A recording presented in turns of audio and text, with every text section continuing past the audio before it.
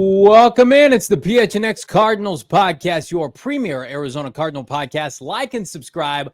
Leave us a 5-star. Outside of Sunday, Tuesday is our favorite day of the week. I'm Johnny Venerable. He is Bo Brockets because we get all city's own NFL analyst Brian Baldinger on the program. Baldy, first off, we were talking off air, and you had kind of mentioned certain offenses around the NFL unwatchable. The Arizona Cardinals, after their play recently, I would not say they fall into that category. No, I would never say that. And I haven't said it all year. Joshua Dobbs has been fantastic. And the good thing about a guy like Josh is, and really the quarterback position in general, is you never know what anybody can do until they get a chance to play. Like a real chance where you're not looking over your shoulder and you got a quick hook and like you had in Tennessee or Pittsburgh. I mean, you get a real chance to play. And you're seeing a skill set. I mean, that's an elite defense that you all saw last week. I mean, they're as good as anybody in this business. But if you're very quick, your decisions, you were able to extend plays when Bosa's like barreling through you and all that stuff. And you can come out of a 21-3 hole and get back in the game the way he got you back in the game last week. Like, have my hats off to Josh because he's playing the game the right way. And you can tell that he studies really hard. He really knows what he's doing. And he's a good leader. And I didn't know he had the mobility that he has, but it's really come in handy a bunch, especially last week.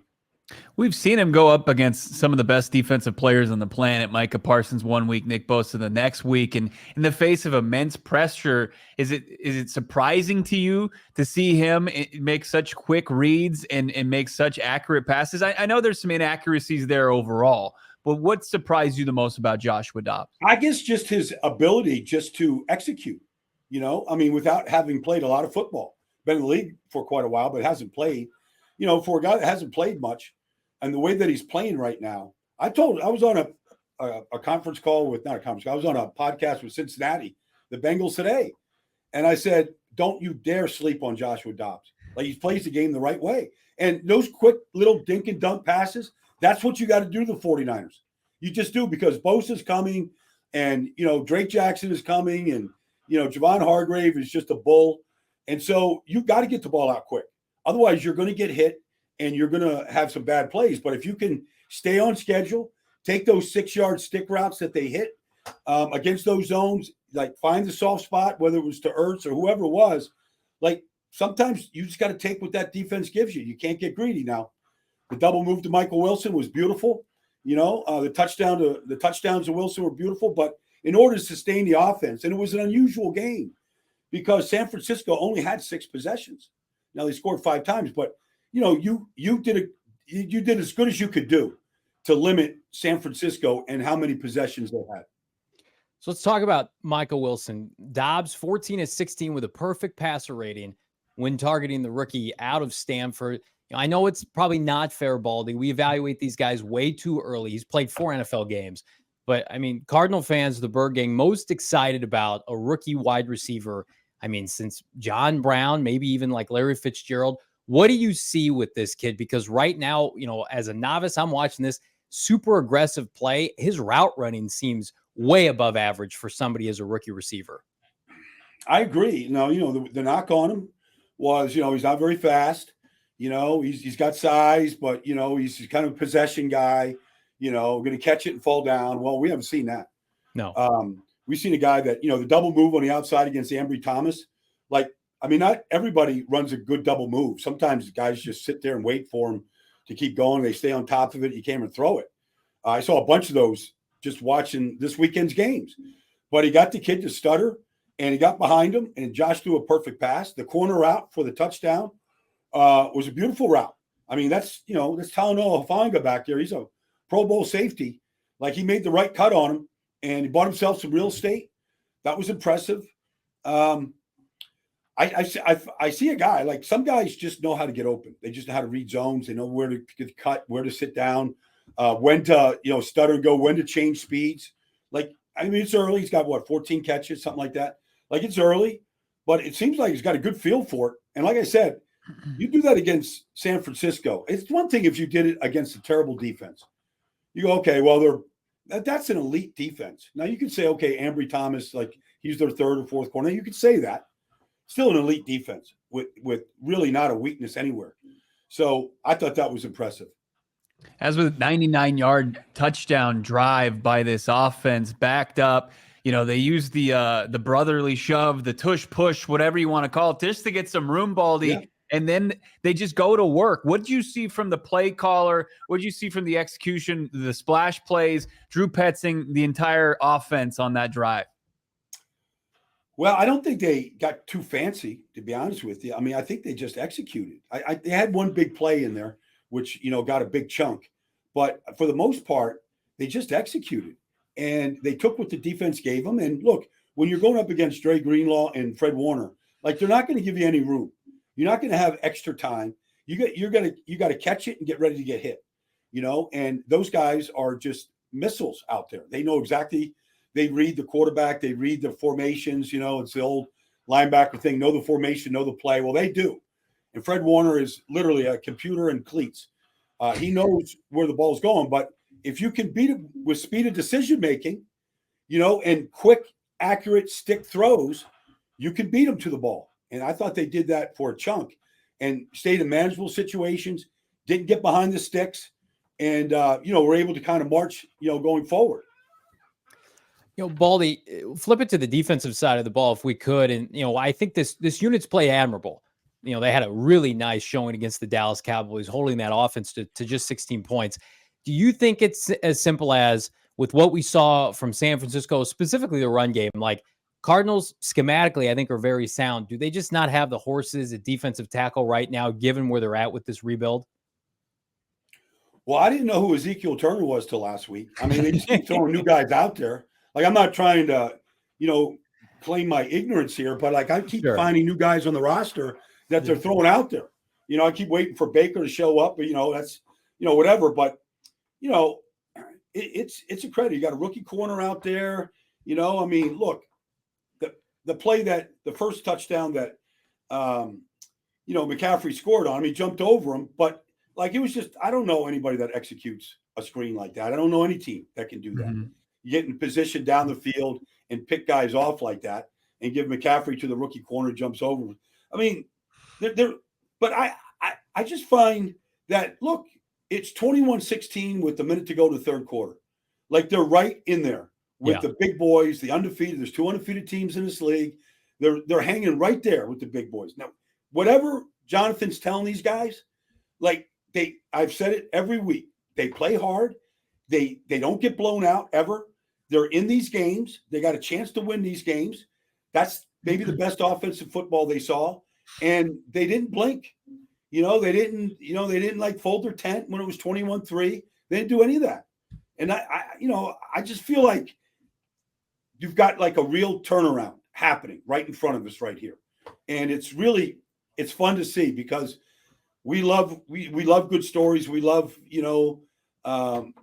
it's kind of the team that's been kicked to the corner and oppressed and nobody pays any attention to them. But I feel like they've got more wins left in them. I always remember the story from last preseason. You identified Chandler Wooten, a linebacker, undrafted from Auburn. He showed up. He flashed on a couple plays, Baldy, and everybody was in Johnny and my mentions. Why isn't Chandler Wooten playing? Why isn't he playing? Just because they take, obviously what you say is kind of the gospel for the most part as far as breaking down NFL film. Who's showing up? Who's the Chandler Wooten? Who's flashing, in your opinion, that's kind of under the radar for this Cardinals team, maybe offensively or defensively? Well, I don't know if he's under the radar, but I mean, Kazir White's been outstanding. Yeah. That kid was I know him when he was at West Virginia. So I knew who he was. He got drafted by the Chargers. You're like, what is he? Is he a safety? Because he's not big. Is he a slot defender? Is he a box player? Is he a linebacker? Nobody really knew. Then he got hurt right away. And so, he kind of they kept shuffling the deck in with the Chargers. He comes to Philly, starts an inside linebacker. When they played they played a lot of dime defense. So when he was out there, he was productive. I feel like he's Jonathan's putting him in the middle here. And he's kind of I always look at the middle linebacker in a 4-man front and say, okay, who's calling the signals? Who's getting everybody lined up? Who's taking charge? And to me, Kazir looks like he's that guy. And even Kevon Wallace, I think he was a 4th-round pick out of Clemson by Philly, and he never really got on the field. He just did it. They had Marcus Epps. They had all these guys, Rodney McLeod. They had all these veterans. And Philly really rarely got a chance to play. And so nobody really knew what he could do. And now he's getting a chance to play in a scheme that he's familiar with. And he seems to be doing pretty good right now. Whereas in Philly, they just said, he can't play because they just didn't see him do anything. But I'm watching these kids get a chance to play, and they look like they're enjoying getting that opportunity to play. Baldy, we talked about it last week. I think it becomes more and more relevant with each passing week. The Cardinals haven't turned the ball over in 3 games.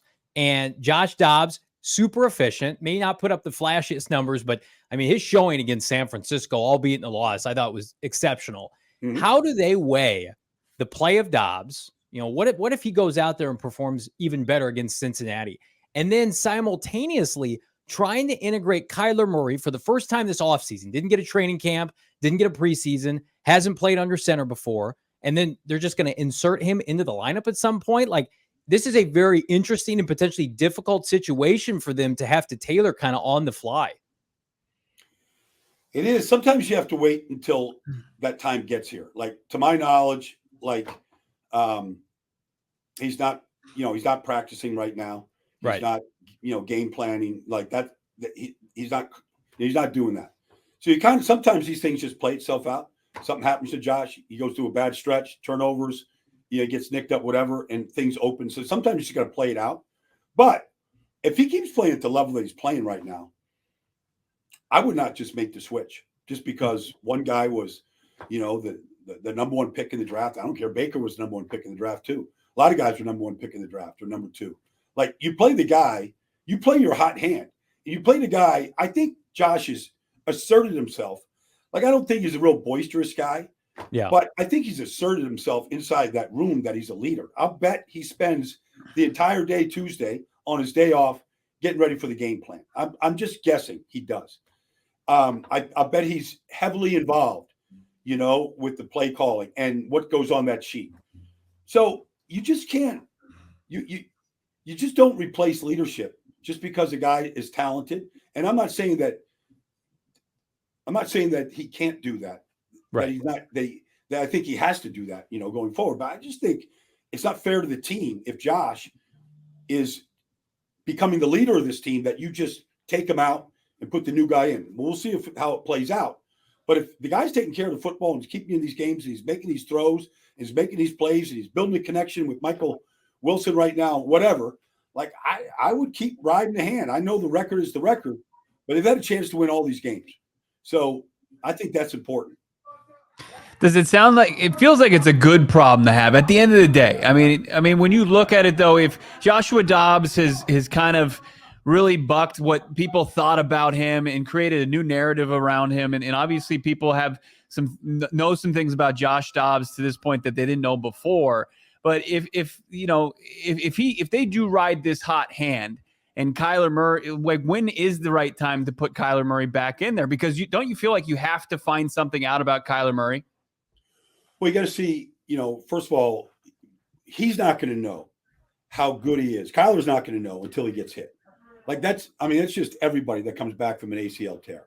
Like, you're not going to know. You can do all the machine testing and all that stuff. I'm 100% until the fact is, everybody that tears their ACL, when you come back, it's a new knee. It never looks the same. It never feels the same.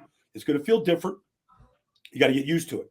So you don't know. And some guys come back quickly and they're fine and they never look back. And some guys, they got to have that brace on. They got to feel protected. It takes a while. It takes 2 years to come back. Everybody's different. So you don't know any of that. But, you also got to say, okay, practice is important. You don't get enough practice time as it is to begin with. So the practice part to me is the most important. Are you going to take reps or all the reps away from Josh if he's your starter to get Kyler ready?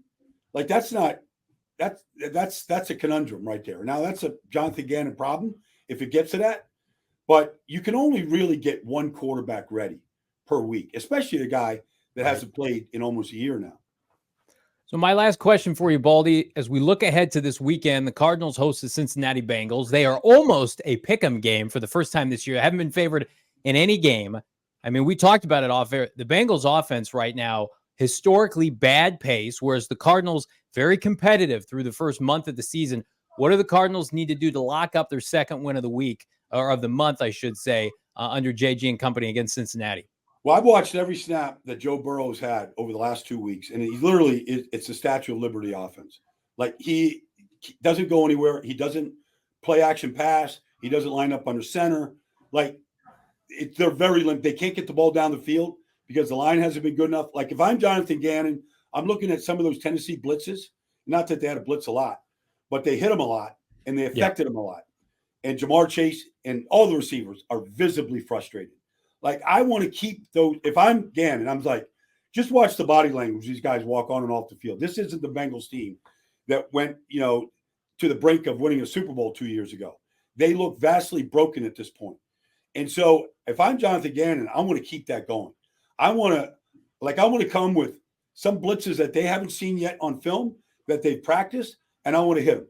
I'm not saying I want to hit the blitzes. Right. I'm not. Get after Joe Burrow. Make him move. Make him get rid of the ball quickly. He's not getting away from you. He's not running away. He's not going to spin to elude the pressure. He's going to sit there and take it and get rid of the ball quickly or throw it to the sidelines. And I would test him really early to see if that calf looks as bad as it has the last 2 weeks. This is not a get-right game opportunity for the Bengals, right? No, they need a win. Like, everybody needs a win. They want to stop the losing. It's been ugly 2 weeks in a row. It's been ugly all season. So they need a win just to feel good about themselves. They've got a lot of talent on defense, but they gave up a lot of big plays last week to Tennessee. They gave up big runs to Derrick Henry. They give big pass plays. Uncharacteristically, they gave up big plays, but they're talented. They got a lot of guys that have played a lot of football.